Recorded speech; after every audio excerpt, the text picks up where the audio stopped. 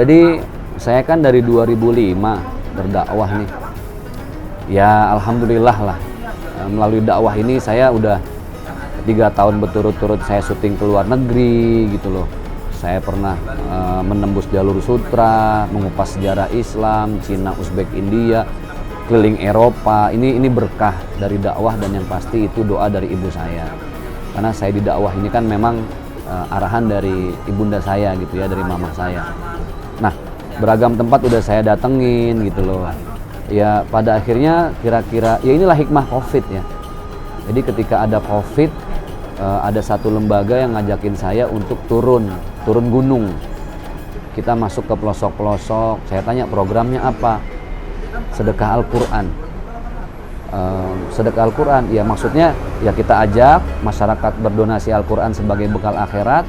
Nanti kita yang cetak, terus kita yang sebarkan. Saya jadi ingat dulu guru saya waktu saya masih belajar ngaji, almarhum. Guru saya cuma bilang, kalau mau dimuliakan Allah, cara yang paling dekat dengan kita satu aja. Gampang banget, nggak usah jauh-jauh, nggak usah nyari ke gunung-gunung, nggak usah masuk ke goa-goa, ke luar negeri. Satu, banyak di sekitar kita apa? Muliakan Al-Quran. Orang kalau sudah memuliakan Al-Quran, pasti Allah akan muliakan hidupnya dunia akhirat. Kok gitu, Kiai? Iya, karena siapapun dan apapun yang bersinggungan atau bersentuhan dengan Al-Quran, pasti Allah muliakan. Bulan Ramadan dimuliakan karena diturunkan Al-Quran. Hari Jumat dimuliakan karena hari diturunkan Al-Quran. Malam Lailatul Qadar dimuliakan karena malam diturunkan Al-Quran. Malaikat Jibril dimuliakan karena membawa Al-Quran. Rasulullah dimuliakan karena menerima Al-Quran. Ada seorang ibu-ibu yang meninggal setelah 7 tahun dikubur, jasadnya diangkat karena ada pelebaran jalan, kafannya masih utuh, senyumnya pun masih sama ketika awal dikubur. Itu pun karena Al-Quran. Jadi bismillah, ini mudah-mudahan jalan saya dalam dakwah, ya akhirnya saya fokus ke sana. Akhir-akhir Covid, saya masuk ke pedalaman-pedalaman. Ada sesuatu yang selama ini kok saya capek gitu di Jakarta. Dakwah datang, ketemu orang, pulang, balik ke rumah, hiruk-pikuk di Jakarta, nongkrong sama teman-teman. Tapi ketika saya pertama kali turun, taste-nya beda gitu loh. Bagaimana orang di kampung, di pelosok, ada ustadz dari Jakarta. Bayangin, ada yang motong sapi, ada yang motong kerbau, ada yang nyiapin berapa ekor ayam, kita disambut dengan begitu hangat. Hal-hal yang nggak kita rasain di Jakarta, yang akhirnya saya tersentuh. Ya Rob, kata orang tua saya, kalau dakwah itu kenapa berkah? Karena banyak nyenengin orang lain, banyak ngebahagiain orang lain. Kan semakin orang merindukan kita, bahagianya juga semakin tinggi lah. Beda dengan orang yang mungkin udah biasa aja. Nah, makanya saya yakin ketika berdakwah sampai ke tempat-tempat yang nggak semua ustadz bisa masuk, itu kualitas doa dari orang itu beda gitu loh. Jadi ya saya menikmati itu, dan sudah berjalan 2 tahun alhamdulillah. Memang ya konsekuensinya ada sama keluarga, waktunya juga agak sempit ya. Tapi ya alhamdulillah istri sama anak-anak saya tuh support banget gitu loh. Sampai kalau lagi saya dakwah di kota-kota besar, mereka saya ajak nginep di satu tempat, kita rekreasi bareng di situ di kampung orang. Ya alhamdulillah, jadi anak saya nggak manja, nggak diajak keluar kota nangis gitu, enggak itu.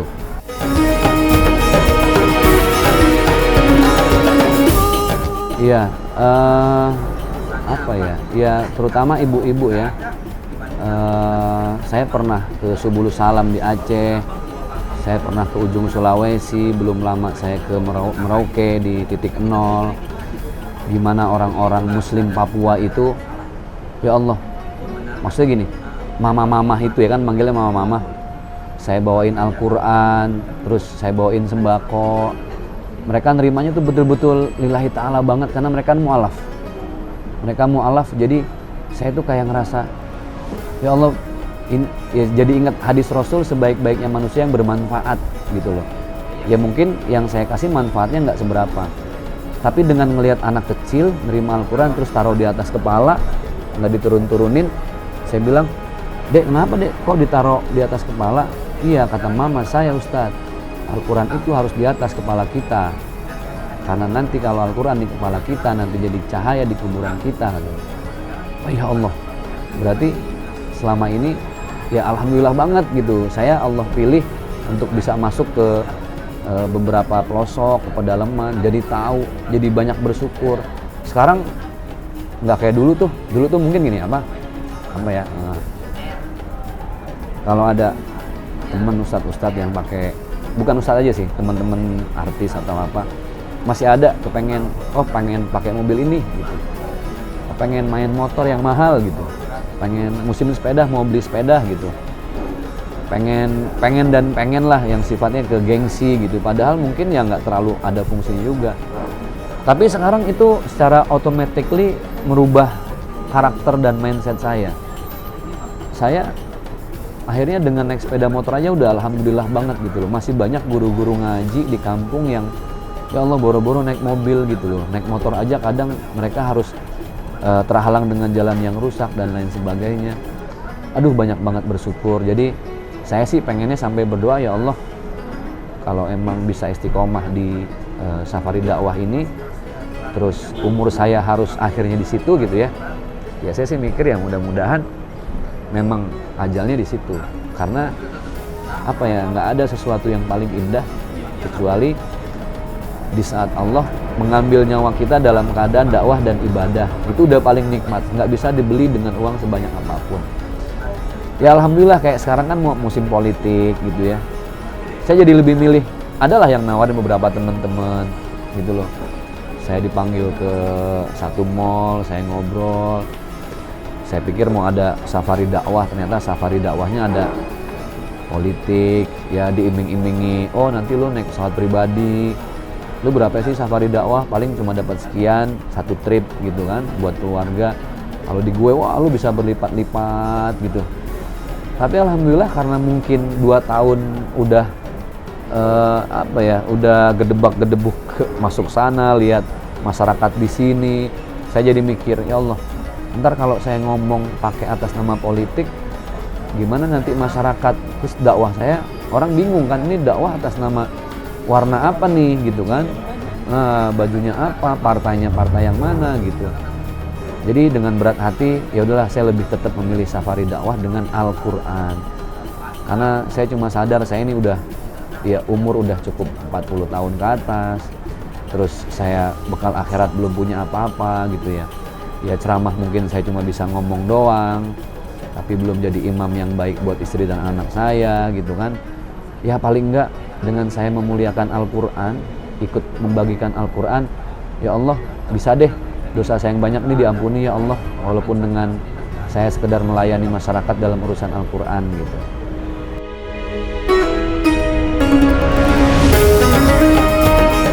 Ya udah resiko sih ya, apalagi saya pernah 2 tahun lalu juga betul-betul blackout gitu loh, saking kecapeannya, pingsan di tempat acara.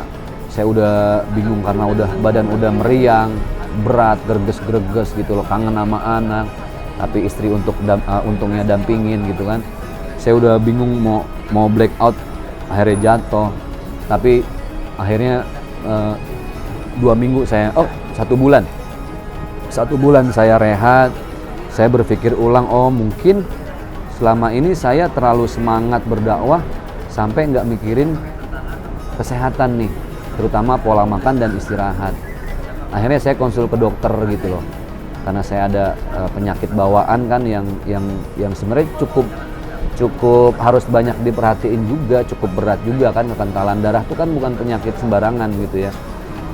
Akhirnya ya sekarang pola makannya saya rubah. Kalau orang perang tuh saya udah harus tahu di medan perang saya harus ngapain gitu loh. Saya udah ninggalin minum es gitu kan, saya udah nggak makan yang pedes-pedes, saya banyak istirahat, udah nggak mau banyak kongko, nongkrong. Jadi polanya udah saya atur, karena menurut saya jangan sampai saya berdakwah ke banyak orang tapi buat kesehatan sendiri nggak saya jaga. Jadi banyak hikmah dari safari dakwah ini. Badan juga enak, stabil, nggak kayak dulu makan apa aja gitu kan. Ya alhamdulillah, beda deh passion antara safari dakwah dengan dakwah reguler biasa. Saya datang ke satu kabupaten bareng bupati, bareng gubernur gitu ya, bareng wali kota, dengan menteri. Tapi ini cuma dengan kepala kampung, RT, emak-emak yang pada udah nyiapin kue-kue kecil. Jadi beda rasanya gitu. Nggak ada, ya nothing tulus aja. Kita cuma pengen nyenengin orang, dengan kita datang aja mereka udah bahagia banget.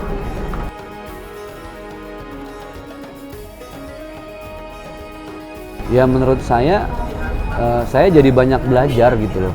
Selama ini mungkin saya belajar di pesantren, teorinya tahu, bisa saya sampein, tapi belum dapet tesnya gitu. Kita ngomongin sederhana, tapi sederhana tuh kayak apa sih gitu loh. Kayaknya hidup gue juga, dibilang sederhana, alhamdulillah banget ini. Kemana-mana masih pakai mobil AC gitu. Tapi ketika masuk ke sana harus naik motor trail, nembus bukit, nyebrang sungai, ketemu sama orang-orang kampung yang mereka bersyukur banget, nggak ada AC, panas. Mereka yang masih bersyukur gitu loh.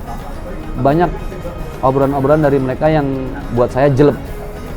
Sampai saya mikir, gue ternyata beruntung banget ya lahir di Jakarta. Bayangin mereka aja perkampungan itu namanya Semayang di Kalimantan Timur, itu di atas sungai. Pasar di atas sungai, segala sesuatu di atas sungai, kayak rawa gitulah. Ya Allah bersyukur banget. Jadi ya alhamdulillah lah dengan safari dakwah, hikmahnya banyak. Saya jadi, kalau orang Betawi bilang tuh nggak ngoyo hidup, nggak kebanyakan mau. Anak kecil kenapa sih cuman main lato-lato dia bahagia? Kenapa sih anak kecil cuman main boneka aja dia bahagia? Karena nggak kebanyakan mau. Dengan main lato-lato aja mereka udah seneng gitu lah, mereka happy. Kita nih kenapa nggak bisa happy? Karena kebanyakan mau, sehingga apa yang ada nggak bisa kita nikmatin gitu.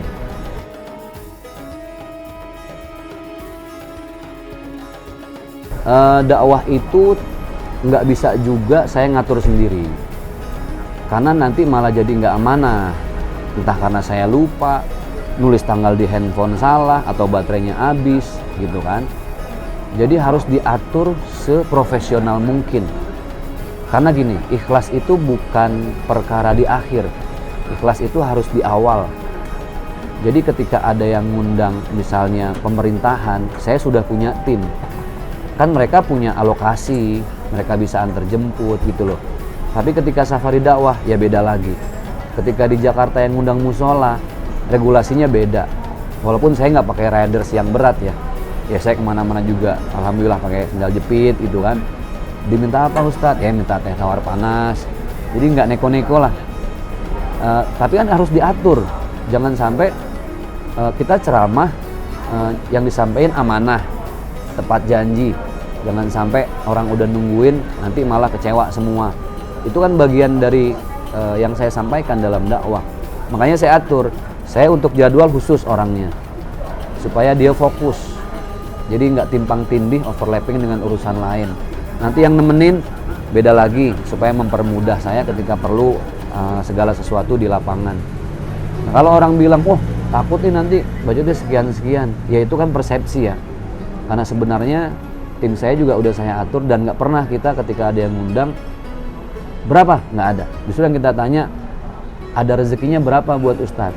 Nanti kami sampaikan dan kita ngobrol. Oh sekian, ya udah. Jadi nggak ada bahasa harus dipaksa sekian gitu. Ya saya sih nggak pernah mau pusing dengan omongan orang ya. Karena yang tahu dalamnya kan kita yang paling tahu. Kalau di saya tuh sangat-sangat fleksibel. Saudara ibu saya kalau mau undang juga selama waktu kosongnya bisa gitu, bismillah. Cuman memang harus diatur serapi dan tertib mungkin.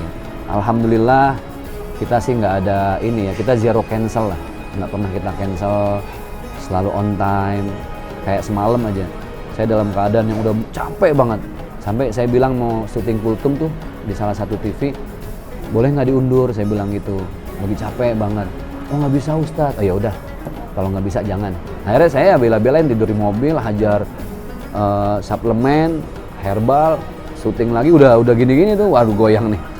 Udah capek banget. Tapi alhamdulillah lah, selama bukan karena sakit atau ada musibah yang betul-betul berat di saya jalan. Makanya saya selalu pakai tagline, dakwah must go on.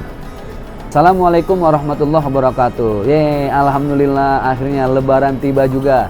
Minal aidin wal faizin. Semoga kita kembali menjadi manusia suci dan bersih. suci sebagai hamba Allah dan bersih sebagai umat baginda Rasulullah. Selamat berlebaran, mohon maaf lahir batin. Semoga Allah kembalikan kita menjadi manusia yang betul-betul sempurna dan selalu baik di mata Allah Subhanahu wa taala. Selamat berlebaran. Assalamualaikum warahmatullahi wabarakatuh.